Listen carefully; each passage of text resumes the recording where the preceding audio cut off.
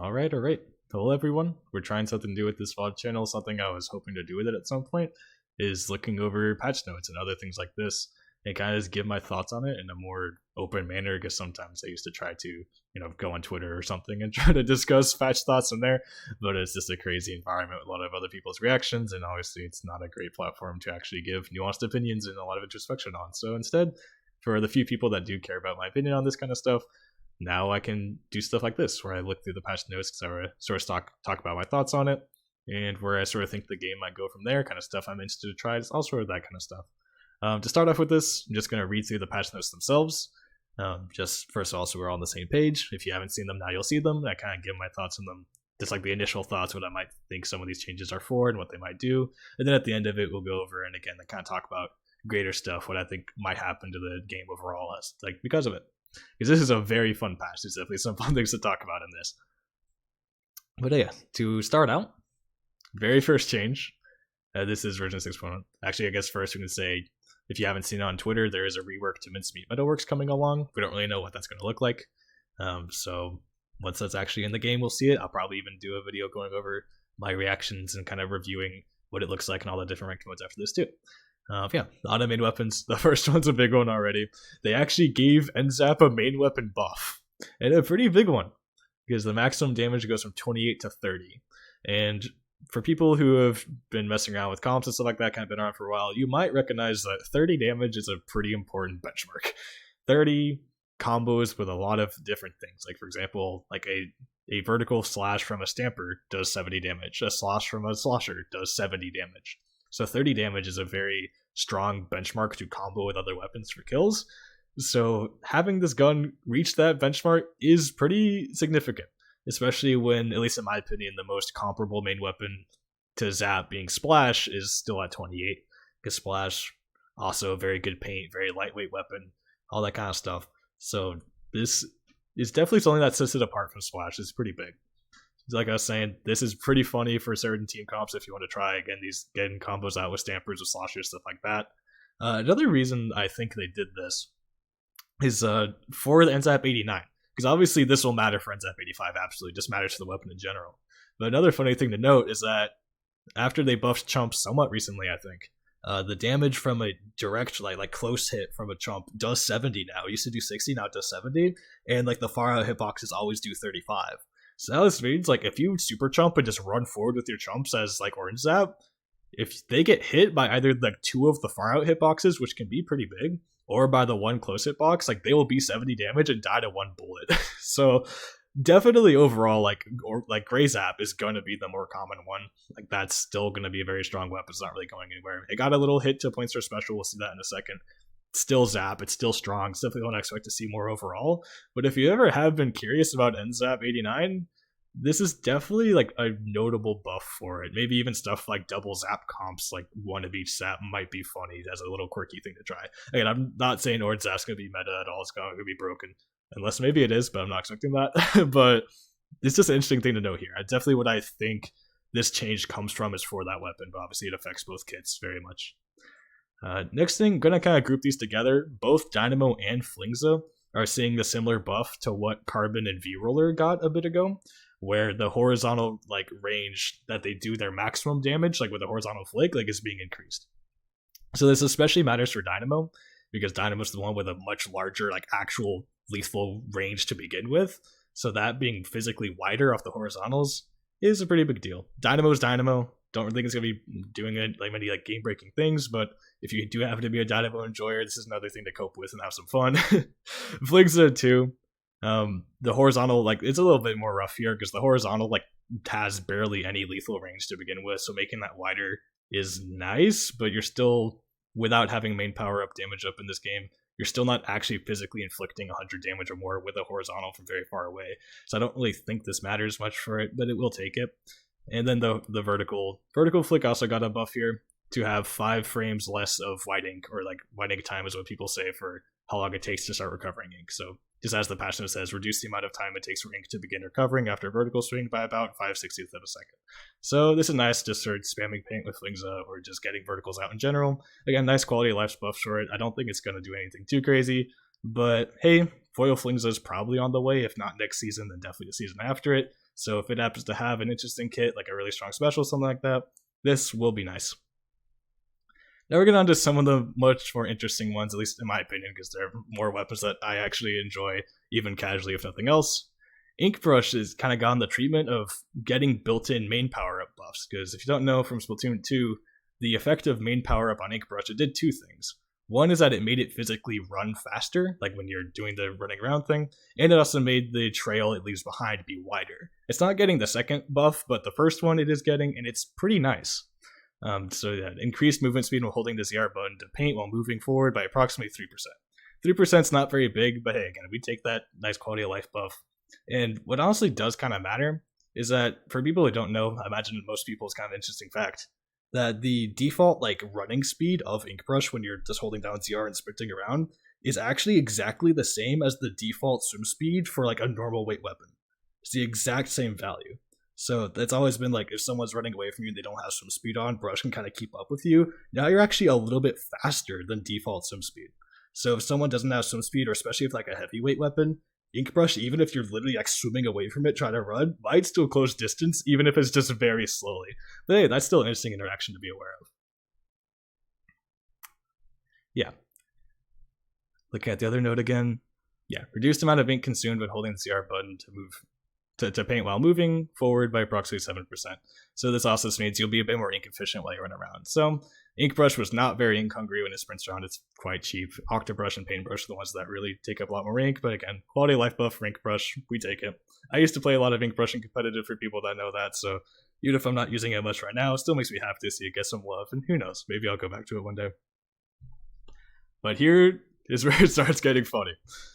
The meme of Splat Brella never actually getting any buffs. People always say, where are the Brella buffs? Where are the Brella buffs? The only buffs that actually ever get were in the bug fix section. Here, for the first time in I don't even know how long, Splat Brella is actually listed in balance changes, and it actually did get something. It reduced the amount of ink consumed in firing a shot by approximately 13%, which is pretty big. Brella still has a bunch of problems with it. Still suffers from netcode, still suffers from low damage consistency and all that. So is Brella going to be breaking the game as well? No. But once again, kind of like with Brush, this just makes me really happy to see. Finally, the memes of Brella never getting a buff can die. Kind of like Range Blaster getting its buff last patch. Sorry, voice crack.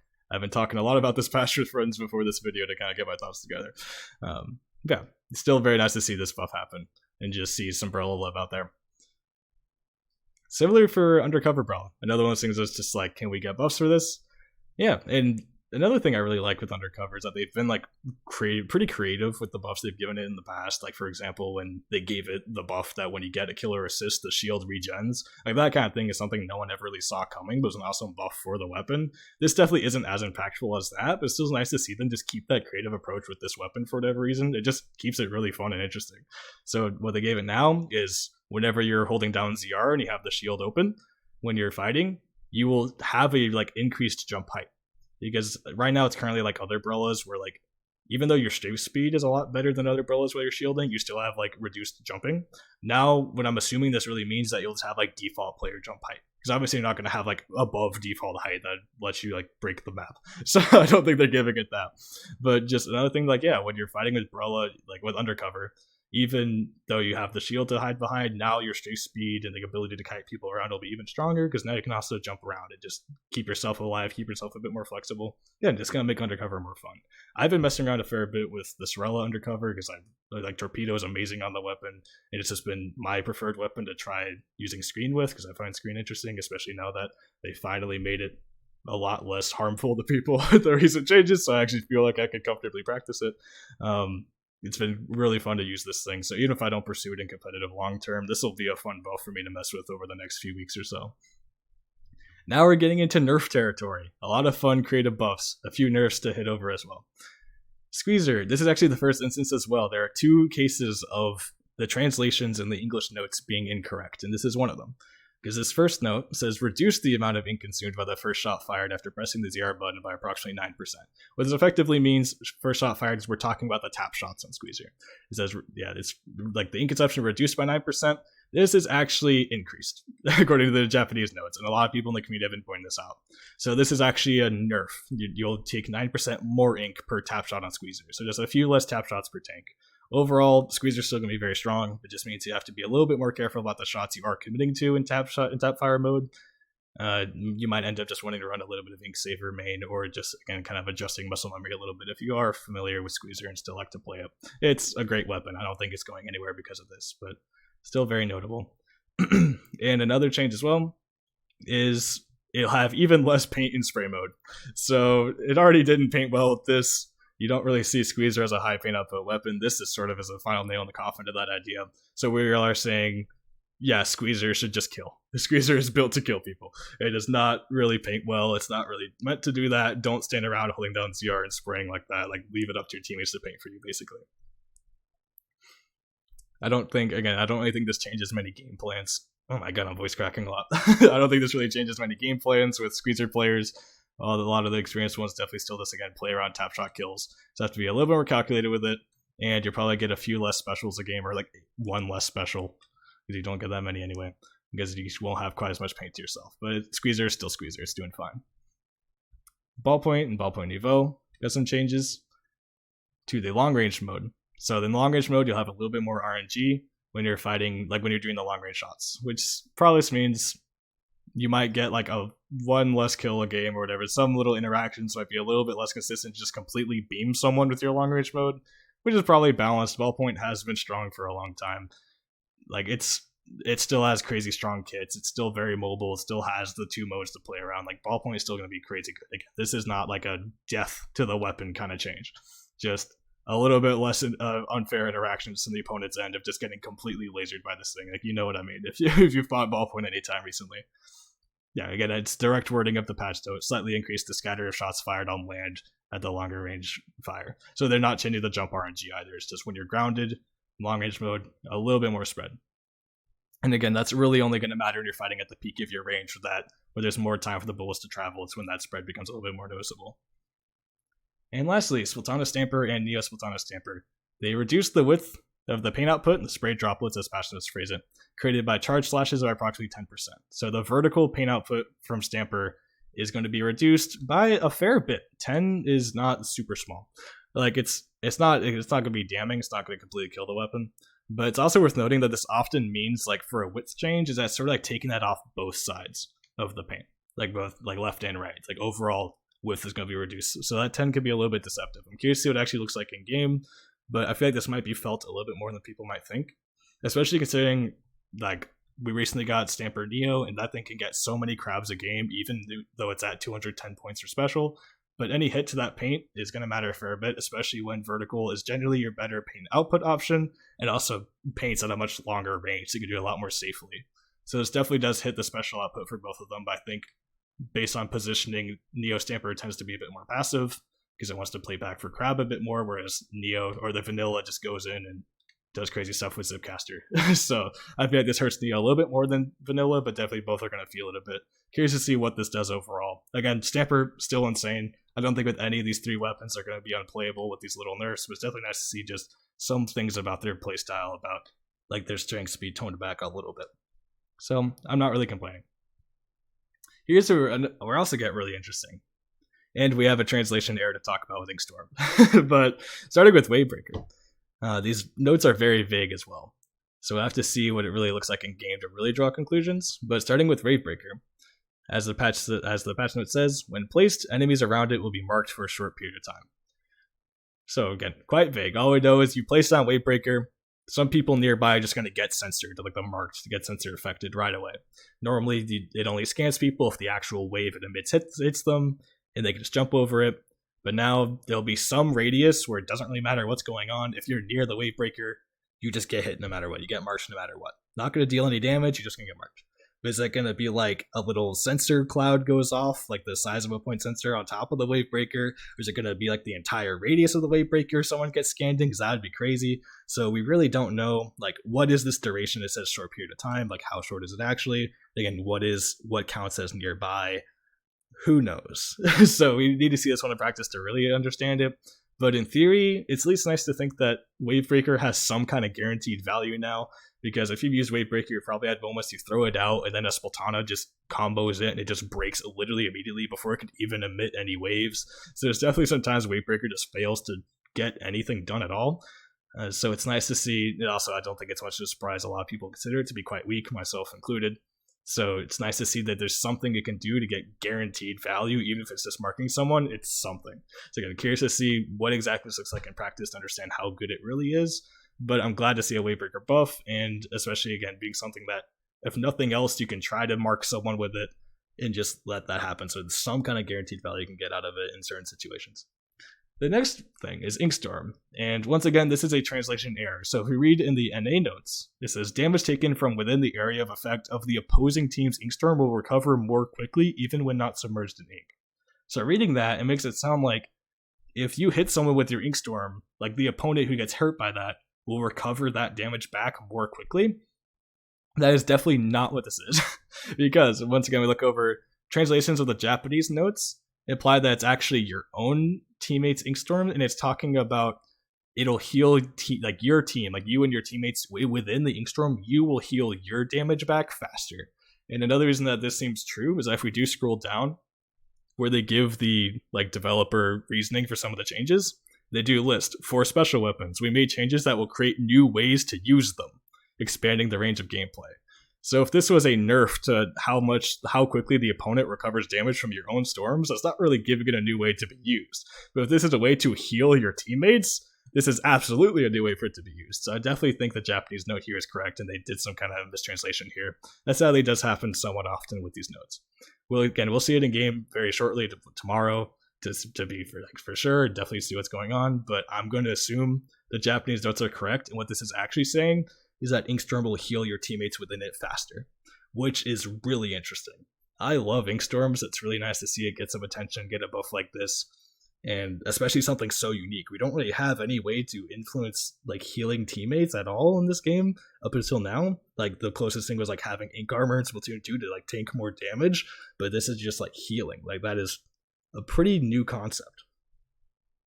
On top of that, like there's so much here. I love this. Like I love Inkstorm in general, even just as it was.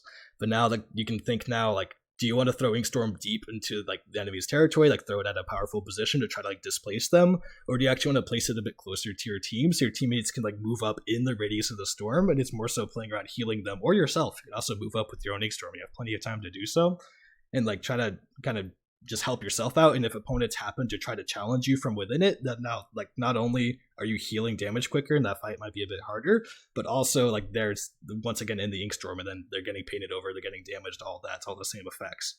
So definitely multiple ways to like have more intention now with what you're using your Inkstorm for, instead of just purely for paint and displacement like it used to be. So a lot more dimension there. I love that. And another thing too is that, at least in my opinion, like Screen has sort of done a lot of what Inkstorm does, but a bit better in my opinion. Obviously, Inkstorm's on a lot more weapons and on weapons that are generally seen as stronger. I mean, Foil Squeezer is great, but a lot of people play Vanilla Squeezer. And then there's just stuff like Nautilus and all that with Storm that people really like, or might really like. But like Screen also paints, it does chip damage, it goes through walls, it covers a large area, it stays out for so long, it's even deployed the same way as Inkstorm. So I was like, in theory, it feels like Screen in the long run might just outdo Inkstorm, especially as its weapon distribution grows. But no, I'm really glad to see now, like, here's something that Inkstorm definitively does that's unique. Like now, like Screen ain't healing anyone, nothing else is healing anyone. This is a very new function. So like, again, really awesome to see this just for so many different reasons. And also, myself, I like a lot of Inkstorm weapons, Blob, I like Big Swig, like all that. Like, so it gives me some reason to explore those weapons again a bit more. Even just, just to test out this change, if nothing else. So I'm very excited about this. And lastly, we can quickly hit some of the special point changes. Neo Sploosh, 180 to 170. The Turf War Timmies, I want to spam Whale. We're going to have even more fun. That's awesome. Forge Pro is going from 210 to 200. This Forge is definitely still not a great main weapon, there's a lot of people know, so this isn't like shattering too many things. But I think this might be a little interesting, because the one thing I always think about when I see Pro is like Suction Booyah is a really strong tower control kit. It's just like, you're not getting a 210 point special pretty often. But now, like, it's going to help a little bit. Maybe if you do like Pro, maybe you want to try it, especially I'd recommend it, like maybe in Tower Control. Again, like definitely not going to break the meta anytime soon.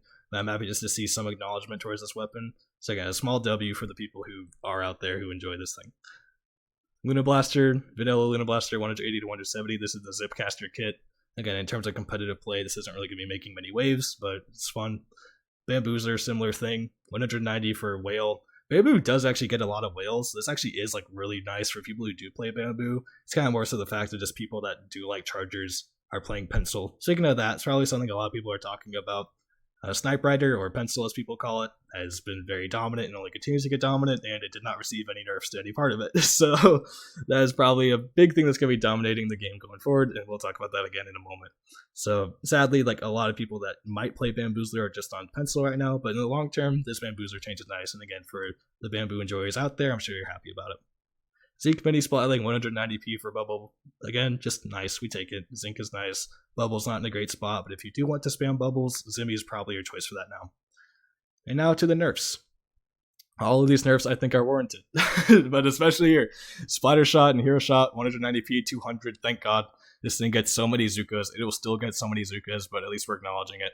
I don't think anyone's upset by this. Similarly, Enzap, especially got a main weapon buff. Thankfully, we're acknowledging this thing. Now 200p instead of 190, a little bit slower on the coolers, but again, it's a shooter, it's Enzap, it paints really well. You're still going to get plenty of coolers. This is not killing the weapon at all. It's just a little bit of a slap on the wrist in exchange for getting the buffs, because like I was saying, I don't really think the damage buff was intended for this kit. It was probably intended for the orange one. They're saying like, hey, we buffed you, but it wasn't meant for you. Have a little slap to kind of neutralize it. But I still think this is definitely a net overall buff for it, because again, you're still going to get so many coolers. You can just wear a little bit more special charge if you want, and now your fights are even stronger, your damage combos are even stronger. So Zap overall is definitely coming out on this patch on the other side very happy. Tri-Slosher Nouveau is 210 points. I'm sure people are seething right now. Every time Tri-Nouveau has gone a point hit, people have screamed like, why do they hate this weapon, etc. It has Fizzy Bomb, guys. It's fine. Like it's I'm not very concerned here. Just run double Fizzy, run some special charge if you really feel upset about it. Like, sure, this sucks. Like I'm not happy. Like I like Tri-Nouveau. I like playing it. I'm like not excited to see this.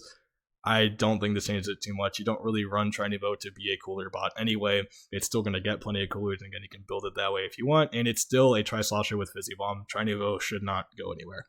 Lastly, Heavy Edit, 190 points to 200.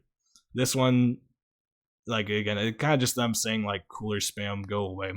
Which I think leads to the main question that a lot of people have is, why isn't Snipe Rider on this list?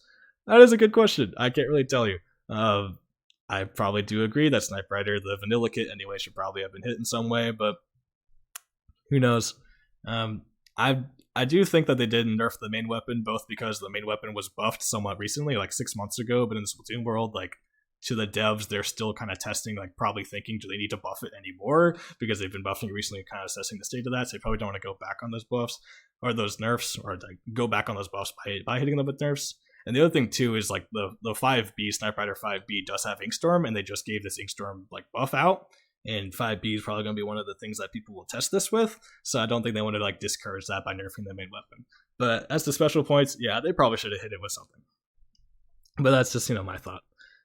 Because I think a lot of people out there are already saying like, yeah, Pencil is going to be everywhere. And I agree. And that sort of takes us to the last thing, is what do I think this really is going to mean for the game? And again, first of all, they're definitely making a statement in terms of a lot of cooler weapons here, half of them in the game, getting a small hit to their special cost, and yeah, let's not bot cooler quite as much. But still, again, Snipe Rider sitting pretty, even these things will still get plenty of coolers, and you have things like Dynamo and H3 that, are definitely aren't popular picks, but their cooler cost didn't get hurt. So, cooler's still definitely out there. But overall, I think this just makes a big statement towards the devs that want us to fight. They like fighting. They've been saying that for a while now. Like, anytime there's a strategy that is like very spammy, they tend to try to hit it, and that is also what these notes say. Like, for main weapons, we made adjustments with the intention of making it easier to handle them and utilize the strengths of some weapons, as well as adjusting the performance of some weapons that can hold the line in battle from a distance.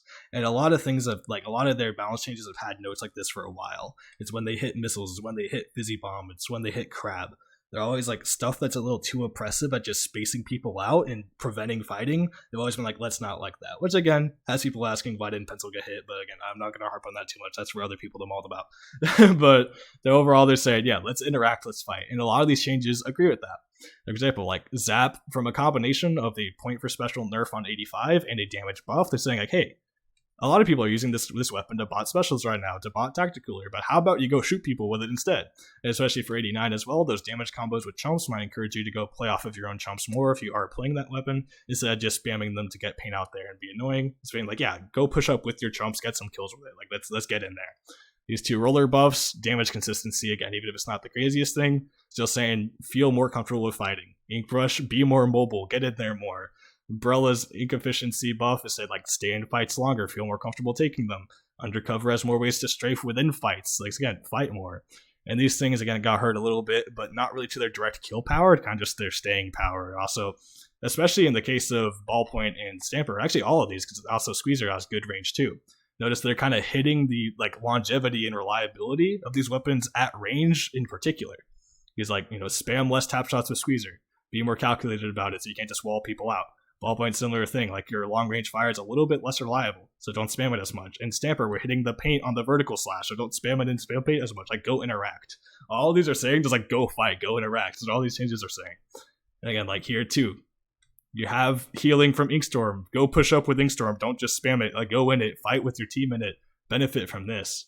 So just a lot of the, again, just both directly and also in the changes being made, like devs are saying, fight. Go in, engage with the enemy, like be crazy, do the chaos that is Splatoon and Splatoon 3. And again, that's kind of what changes have been saying for a while. And it's kind of my own just funny ramble as well, or kind of fun, like funny thought. Is people always say like Splatoon 1 was so fun because you can go fight people all the time. People always say like they don't like spammy playstyles, but then like we also play a meta intentionally that like goes towards this, even when developers are also saying like go fight. Kind of makes you wonder. Again, like I think there is more capacity to just force fights in this game and kind of just have fun with it. Have those fast-paced moments that people loved about Splatoon 1 so much. Those feelings of strong main weapons. That's another thing too. Is like they're very low on nerfs in this game. There's so many main weapon buffs. Splatoon 2 had a lot of nerfs. Sure, there's some here, but again, they're kind of small and again, kind of in the intention of let's speed the game up. Let's stop playing so much neutral, so much passive stuff. And overall, like Zap's a popular weapon, and yet we're still buffing it. So, I don't know, I think they're just trying to make people feel more confident in going engaging with each other and just being scrappy. So, I'm not sure if that's, again, it's like how much we'll actually see that come through in competitive play, but I think there's really no harm in giving it a try, seeing what you can force now. Like, I especially think a lot of compositions can be built around Zap. Like, for example, Zap plus Slosher is probably going to be really funny. Again, combo that third damage, Zap plus Stamper. Like, Stamper's still going to be plenty good. Maybe try stuff like that. Or even doing something like, sure, the normal pencil like 5H is still going to be very strong, but you can do the red one as well. It gives the Inkstorm cow buff. We can play off that. Or maybe if we want something else that's kill heavy with Inkstorm, we can try Nautilus, like I was saying before. So there's definitely like some capacity for the game to shift towards a more fight heavy kind of era. But hey, even the Wavebreaker buff, like Range Blaster's been getting played a fair bit. I feel like Range Blaster is going to be the thing that benefits from this the most as well. There's not too many really strong Wavebreaker options, and also blasters in general are always very happy to have their enemies marked. It makes their job a lot easier. So another weapon that's not very neutral heavy, not very paint heavy, not very special spam heavy. It's much more towards fighting and towards scrapping. That's going to be like in this patch too. So as to what exactly, like what weapons will take off, like all I can really tell you is Pencil's not going anywhere. Zap probably not going anywhere. Like I can't tell you any one particular thing I think will just come out of the shadows from this, but I think it's just generally more so implying like the direction this game is trying to be pushed from a developer side is trying to encourage more fighting, more interacting, more fast-paced gameplay. It's also probably why they're not nerfing Tacticooler, because Tacticooler is sure spamming it's annoying, but it does also enable those fast-paced plays that they want out of the game. So keep leaning towards them. I guess that's another thing too to mention is that really quick is that these changes to cooler might also, I've seen some discussions about it recently, might actually start pushing more double cooler compositions. People have been sort of messing with that, like Zap plus Pencil or Pencil plus Tri-Slosher, stuff like that. To have two coolers, just have even more uptime, even more fighting, make it even more reliable to always have that broken buff applied to you. So maybe we'll see more of that, because some things will be getting a little bit less coolers per game. Maybe, but as to what those combinations will be, who knows? maybe people will get creative and try Dynamo or something. Or I could dream that someone might do like Dapple at a double cooler composition. I have a whole lot of like thoughts on that, but that's not really for this video. So that's really all my predictions. Maybe more double cooler. Pencil's not going anywhere. In general, just more fighting. And even if people don't play the game that way, I think patches, my assumption is that patches for the next while will have this kind of vibe. Just pushing things that feel weird to fight with, like encouraging it more. Just in general, hitting the things that stall more as well. So, big, aggressive game. That is what we wanted out of Splatoon 3. It's what the devs have explicitly said in interviews and in these patch notes that they want. So that's probably the direction we'll keep seeing things going. But with all that said, as you've been hearing from my voice cracks, my voice is kind of getting lost. And also I've been rambling for quite a while. So just let me know down below, like, what are your thoughts on this patch? What do you like about it? What do you not like about it? Do you agree with some of my predictions? I'd be very happy to hear about that. And, the comment section on YouTube should be a better place to actually type out more nuanced responses than stuff over like Twitter again, where I normally do this. So I'm definitely interested to see. If you have some thoughts, feel free to talk about it as much as you want. And also, again, we'll be seeing what these actually look like in game. Maybe some of these stats are wrong. Maybe some of these ambiguous notes, like especially the special changes, we'll see what are actually the numbers here. Like, how much does this regeneration from Storm actually do? How big is this scan from Wavebreaker initially actually? So I'm very curious to see once the patch actually drops. I'll be testing plenty of this. And again, also I might do a video like this going over the mincemeat changes and sharing my thoughts on that as well, because I am quite curious to see what they do with the map. But yeah. Again, very curious to see what everyone else thinks, and also I'll be testing plenty of stuff myself as this patch comes out and beyond. Yeah, y'all have a good one. Thanks for watching.